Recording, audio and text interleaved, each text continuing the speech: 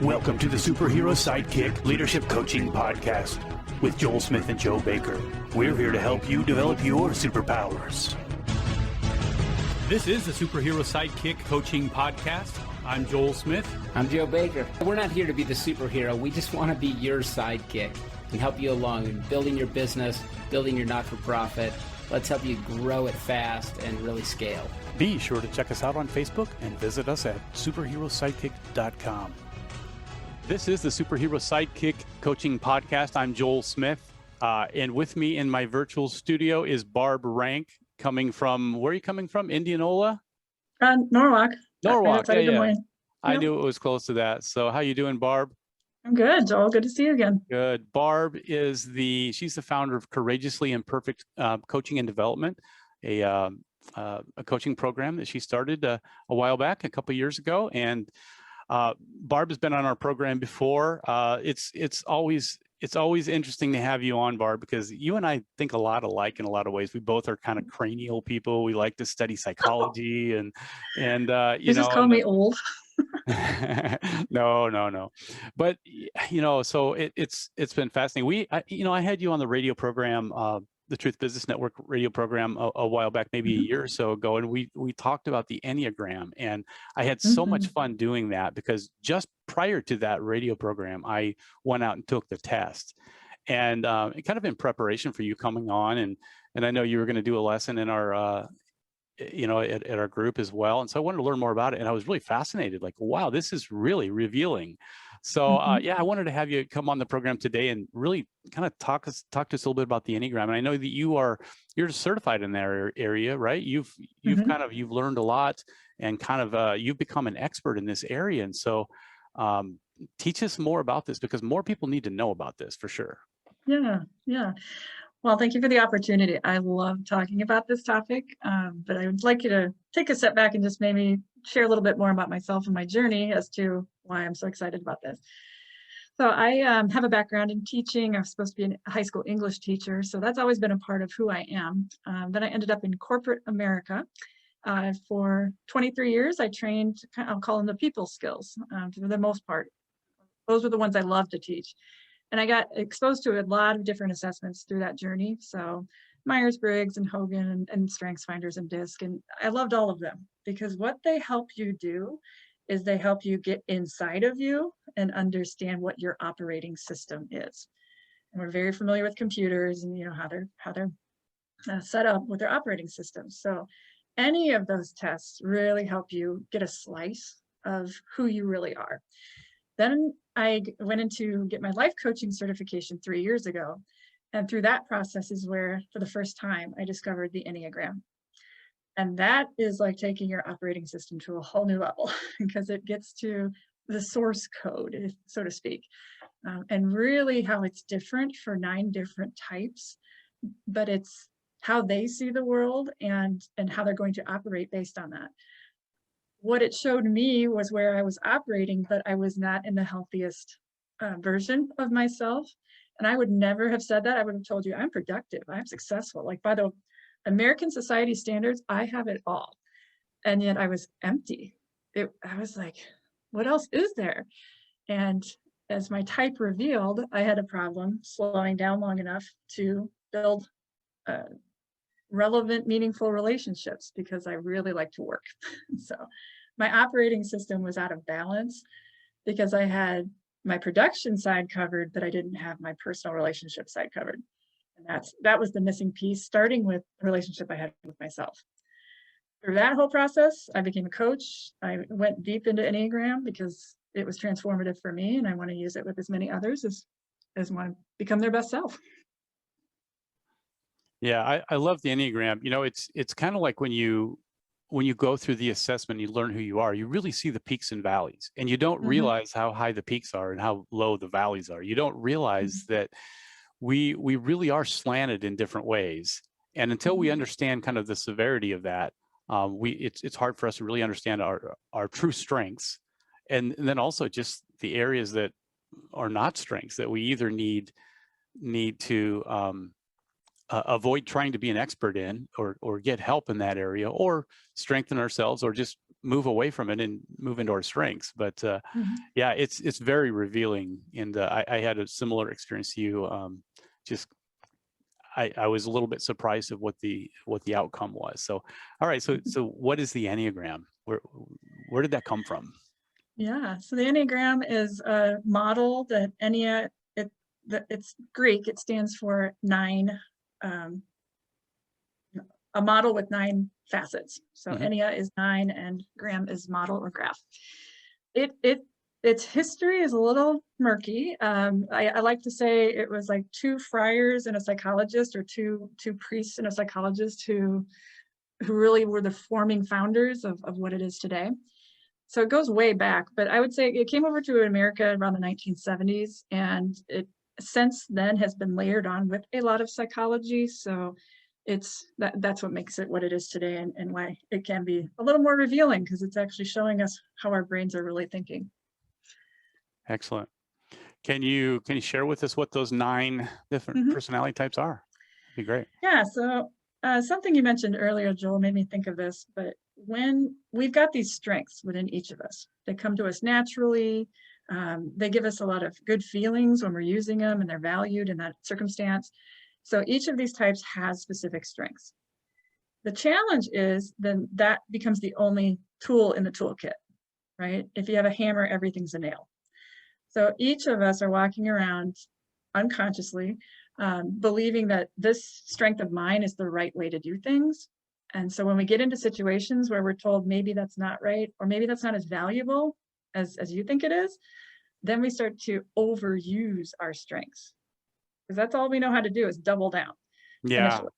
And we think that people that don't have these same strengths of ours just really are weak. They're just weak in this area, and they're just not. They just don't have what we have, right? They just don't get it. They don't get it. Yep. And so what happens is we end up in our blind spot, and that's the not the healthiest version of ourselves. But we can't see it because we're just doubled down and we're being very productive or using the same skill.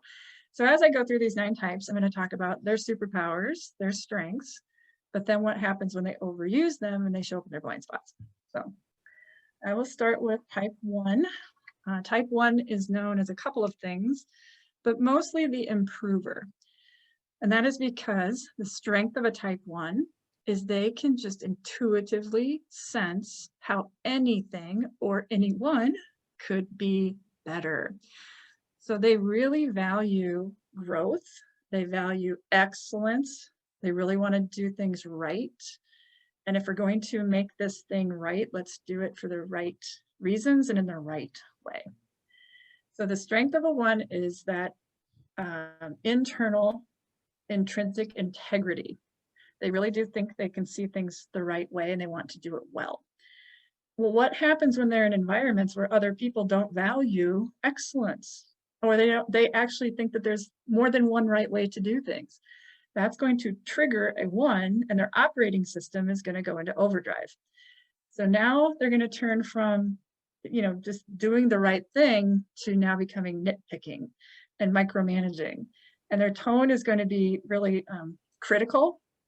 But when other people call them on that, they're in their blind spot, and they're going to say, I am just giving you helpful advice. I don't know why you're taking this tone with me. So this is an indication that a type 1 they don't understand that they can turn their volume down in that situation. It's just not as needed. And they'll justify what they're saying because it's true. Right? I shouldn't apologize for telling the truth. Yeah, I shouldn't apologize for being honest, right? I'm just brutally honest. That's all. So it's up to you to deal with it, right? Yep. And so then my question would be, is it getting you the outcomes that you want? Not just with that situation, but with your life, with your relationships. If the answer is yes, then it must be working for you. But if the answer is no, is there a different way? Yeah, not is it justified, is it beneficial? Is it getting you the outcomes that you want? Yeah, but sometimes that's not the question we ask. We don't ask if it's beneficial. We ask if we're justified, and we can always come to a reason why we're justified. That's easy. Yeah. It's not always right, but it's easy. Well, and I just heard the other day, isn't justification just lying to yourself? And I'm like, ooh, no, yeah, but probably. Kind of. All right, now number 2, we're going to go into type 2. This one is the helper. I also call it the befriender. The superpower of type 2s is their natural ability to connect with other people. because they are one of two types that just naturally lead with empathy. So it's kind of built into a 2, whereas some of the other types have to kind of work at it, but 2s just naturally have it. Now that's a strength in that they can be a great encourager. They can always want to come alongside someone and help or support them. That's a superpower. But what happens is if they don't know their boundaries, or they don't recognize that they also can ask for help, now they get into their blind spot. And now they're saying yes to everything and everyone because they don't want to disappoint or displease. But that's not coming from the healthiest side of them. So what happens is they say yes, they say yes, they say yes, and then all of a sudden they hit their tilt. They burn out. And now they come at you like, why don't you appreciate what I've done around here? And you're all like, I have to do everything and no one helps. And you're like, whoa, what happened here? That's a sign of a 2 in their blind spot. Well, and 2s, I think, like to be the hero too, don't they? They like to be to know that they're helping people, that they're making a difference in other people, and so they like to be needed. And so, but those are great things. They're usually compassionate along with that. But Sure. but yeah, you can go too far with it. Well, and any of our types want to be acknowledged. It's just how we're going to achieve that is going to be different. So a 1 wants to be acknowledged when someone says, my gosh, you're right. And we got excellence, and that validates them. 2s, it was thank you so much for helping. And that really makes them feel good. So again, you can kind of see with each of these types, their operating systems are what's driving them, but it could actually drive them into overdrive and into the ditch if they're not careful. So, all right, type 3. These are the achievers, and the strength of a 3 is they really do love to work. They love that sense of accomplishment that comes with getting that. Here's the goal. Oh my gosh, great! And I already see the path to get there, and I'm just going to charge right at it. The thing about 3s is they love to get there as fast as possible. So that could drive a 1 crazy because a 1's trying to make sure that we're doing this with excellence and following the exact plan. And 3s are like, hey, the deadline's Friday. I'm gonna crush it, but I might skip some steps. So Barb, would you say that like a perfectionist would tend more to be maybe a 1 versus a 3? Versus 3 is not so much concerned about perfection. They just want to get it done. They're more about efficiency, right? True. Yeah. Yes. And what they do have in common, though, is both of those types really value competency. Yep. So they want to be seen as experts or as right in some way. But then the 1 is going to do it a very specific way, and the 3s are just going to adapt and figure it out as they go. So. Yep. All right. They're just going to hang their hat on different skill sets. Yeah. They're very adaptable. So they don't think there's one way to do it. They just know the goal is the goal, right? So what can happen here is they make it all about the goal and making it there as efficiently as possible. Well, that might work in work situations, but that may not work as well in personal situations, in hard relational discussions, in anything to do with feelings or emotions, because that is messy and not efficient. So what can happen then is the 3, if they're overusing their strength, they're going to walk into any situation and say, what's the quickest way to our goal? And if we have to have any kind of emotions around this, then set those aside because we don't need that to get the job done. And then if people pull them back and say, no, we actually do have to address it, they're going to get angry because something or someone got in the way of their goal. So 3s can be pretty aggressive. They can tend to exaggerate, especially their achievements, because they're feeling like, oh my gosh, my worth is being questioned. But it's going to come out really angry and aggressive. So that's the 3 in overdrive, and a sign that they need to back down their operating system to get back into a more productive state. Yeah, I'm a bit of a 3, I know, and I know one thing that I've struggled with is just being a fixer, and you're right. Sometimes when you in the right setting, that's a great thing to have, but in the wrong setting, it's not. Like for instance, Right. My wife have told me in the past, I'm not asking you to fix this. I'm just asking you to listen. Like, okay, got it. And then I get put in my place, and I understand, my imbalance. Well, it's just good to know, and especially when we have people that we are influenced by that, say, in this moment, I don't need your transactional goal orientation. Just leave me a space to process. Oh, Oh, Yeah. okay, that's the goal now. And I will tell you, for any of you out there that are listening to this that are married to a 3, the way she just worded it, that's a good way to word it. We don't know unless you tell us. We don't Mhm. recognize it. So Yeah. But we're coachable, right? So we yep. we can take feedback well as long as we trust that person. So, all right, moving on to type 4s. These are called the individualists, and that is for a reason. The type 4s really do value being their own person, being seen as different from the crowd. They don't want to be one of 12. They want to be the one that you look at and go, gosh, what's different? Or there's something about that person, and it's like no one else can do what they're doing, or no one else can show up like they're showing up. So that can be very inspiring because they do bring this creative beauty to the world. And it doesn't mean that they're wearing berets and painting all the time, but whatever their craft is, they're going to do it in a way that only they can do it. I've coached. Sometimes people in this area can be a little eccentric too, right? Well, it's a little rebellious. Like, Yep. don't give me the rules, because I'll tell you what the rules are, and I'm going to make it the way I want it to be. So an example would be a teacher. So a teacher might be a 4 and they want to teach in the way that only they can, but then they have all these administrative policies and rules that are going to, create some tension. A friend of mine is a chiropractor, and she ended up being a 4. And I've been to her office for appointments, and just the way that she approaches everything, it's with such grace and beauty and compassion. And it's like no other chiropractor I've ever visited. So I was like, she really is being herself. So they're good at thinking outside the box too. And specifically when it comes to emotions. Oh, okay. So 4s and 2s are the 2 types that naturally get empathy. 4s feel feelings the strongest, but they feel their own feelings the strongest. They're extremely introspective. And the language that they have around their emotions is more profound than any other type, which is why they find it hard to connect with other types when they're trying to express themselves emotionally. And other types only know, happy, sad, mad, productive, or whatever it is. So what can happen with a 4 that's bringing this beautiful, sensitive, emotional conversation, and then they get shut off, right? They get told, we don't need to talk about that right now, or I don't understand where you're coming from. And where they want to be unique, but they're not connecting emotionally, now they're going to be extra. So they're going to get extra dramatic, extra moody, extra self-absorbed, just because they're in their blind spot. That's actually going to push people away, which is what they desperately don't want.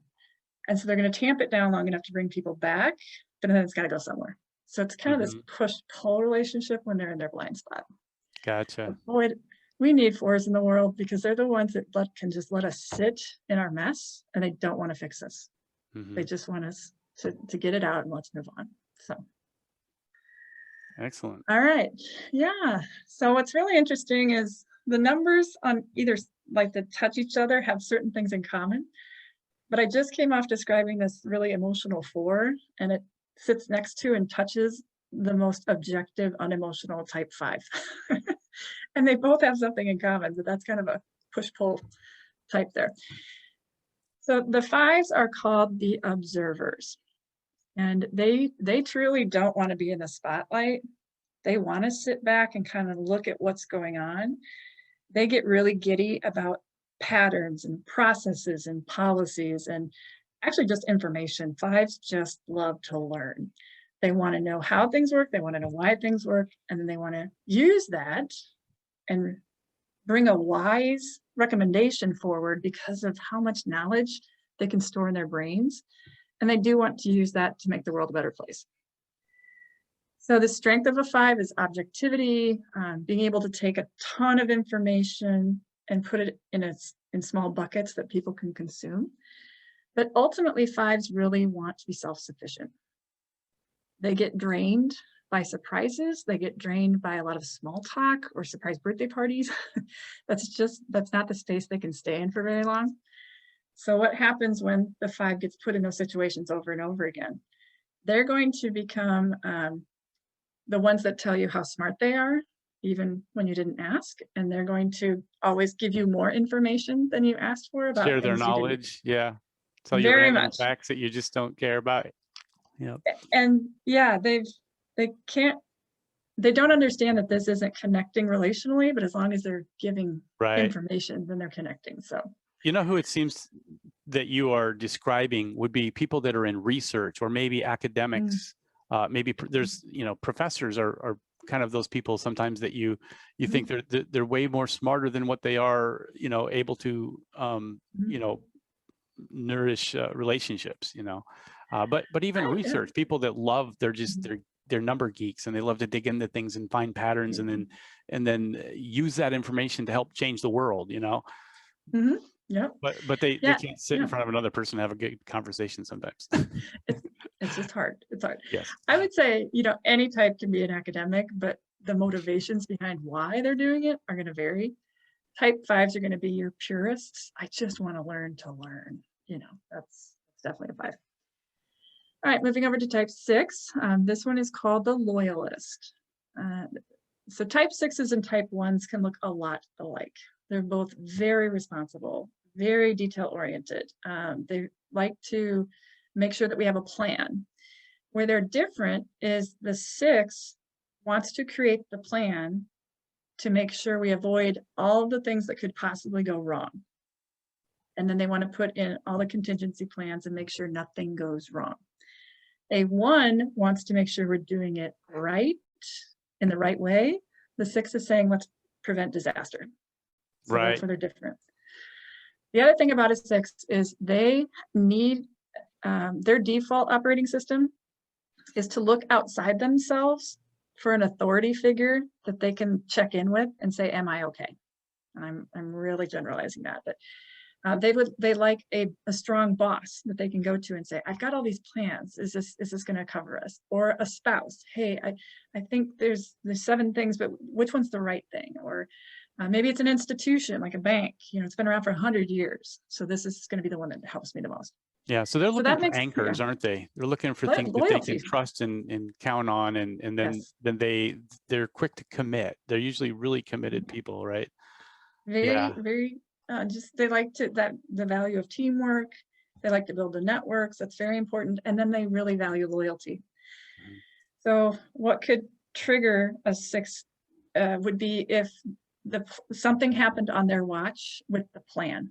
Something went wrong, so they're going to want to blame other people because, well, I had the plan. You obviously didn't follow it, or you did something. It wasn't my plan, right? That's going to stress them out. Or if a 6 puts their trust or their loyalty in this figure that betrays them, right? They had a boss and that boss turned around and isn't giving them the respect they need. They can actually rebel and take everyone with them. So yeah, 6s are definitely loyal to themselves and to others as long as they can trust and respect them. Gotcha. Yeah. All right.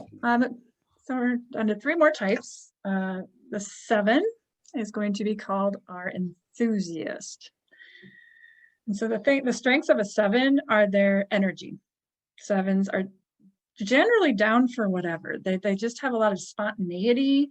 They get excited about opportunities, and their brains are really working really quickly all the time. What they're really looking for is to get excited about what they can get excited about. So 7s are always looking for adventure. I think you described your co-host. Yeah. He might have a lot of 7 in him. 7s just really want to be fascinated by life. So that's a big strength. What could trigger a 7 to go into their blind spot? Well, it's being bored, or to have to do the same process over and over and over again, or to be sitting in really tough, heavy emotions for long periods of time. That's hard for a 7 because they're wired for optimism. Would you say that that number 7s could line up really well with entrepreneurs? Oh, for sure. Yeah. Absolutely.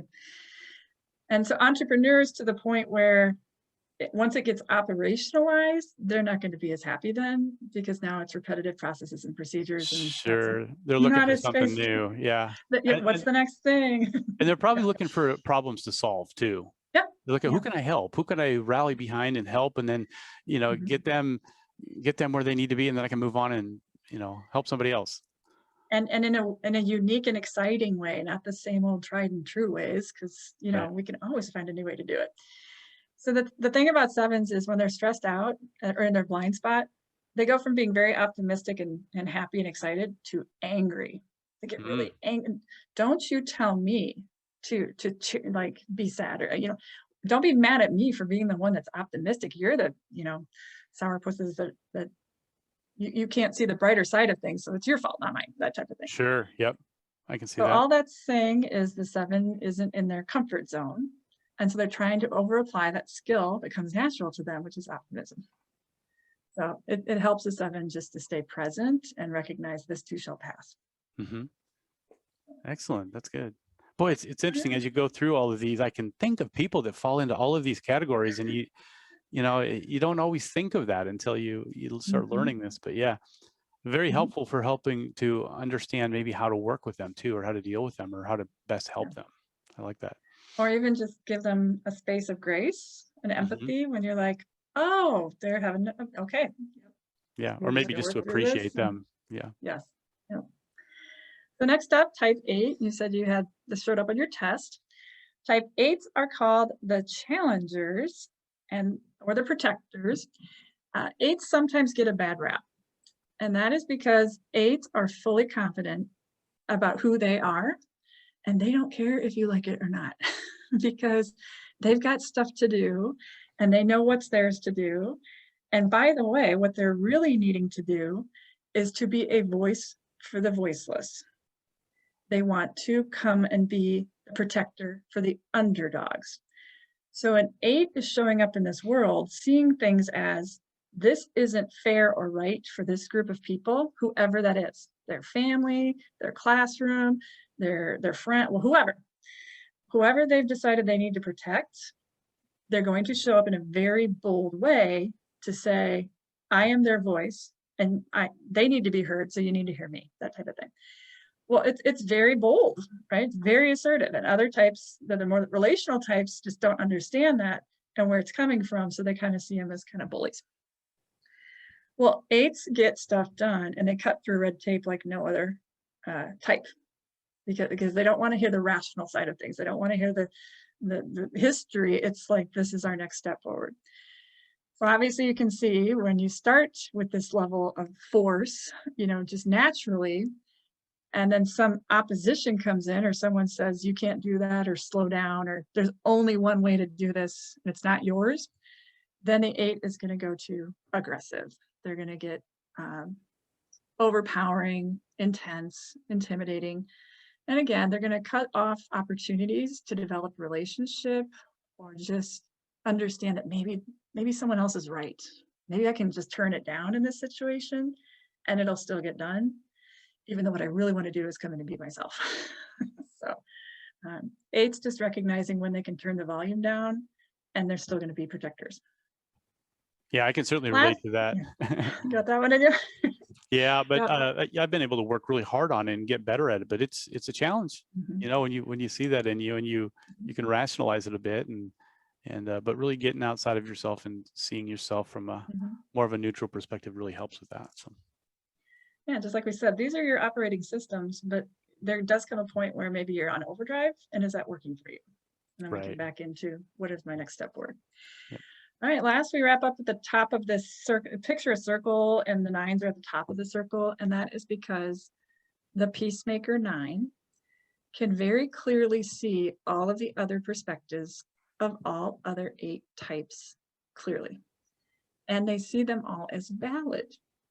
So the 9 actually agrees with the perspective of a 2. I see where they're coming from, and the perspective of 5. I see where they're coming from. And the beauty of a 9 is that they want to bring all the voices to the table in kind of a calm way, or at least a de-escalating way, so that we can find common ground and move forward. That is like the superpower of a 9.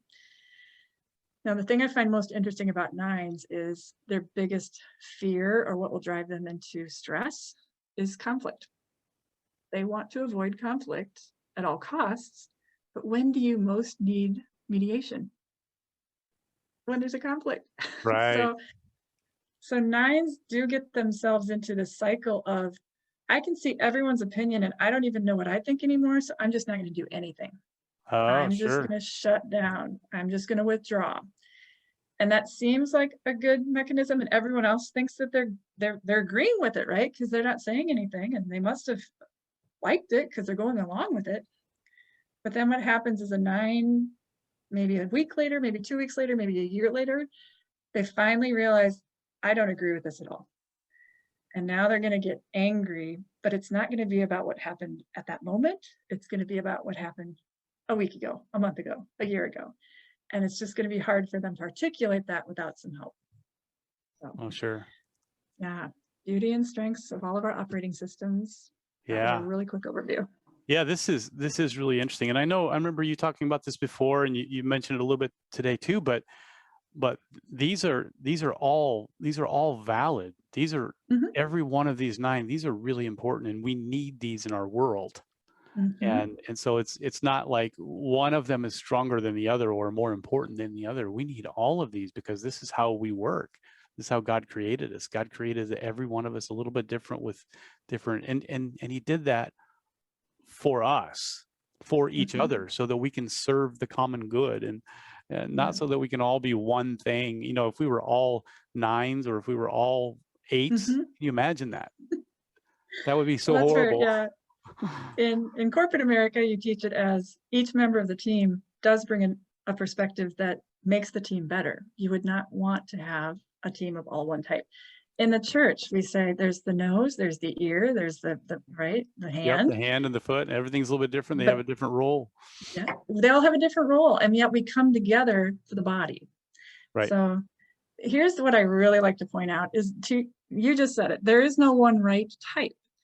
But I will tell you that unless we're all trying to become the healthiest version of our type, which is to not only bring our strengths, but to bring humility, to not only bring our gifts, right, but to understand grace, we have to bring both.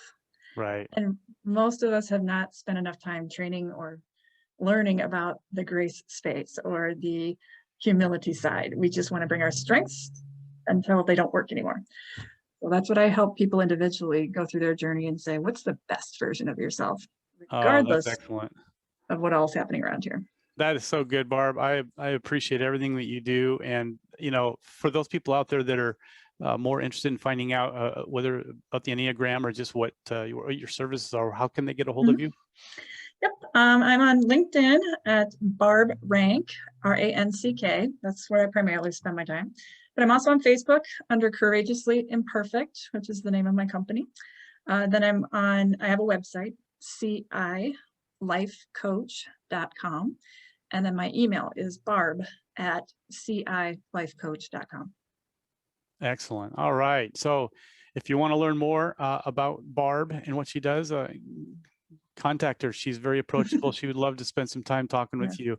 If you want to inquire about coaching, contact Barb, or you can contact me as well. I do some coaching. I'm an empowerment coach, and I love to help people strengthen themselves and empower themselves so that they can empower others and make an impact in the world. And you can Mhm. contact me at joelsmithcoach.com. So, hey, we'd love to hear your comments about the show. Subscribe so that you can get little dinging reminders when we have new episodes. And we will see you next time. So thanks, everybody. Mhm. Thanks, Joel, for having me on.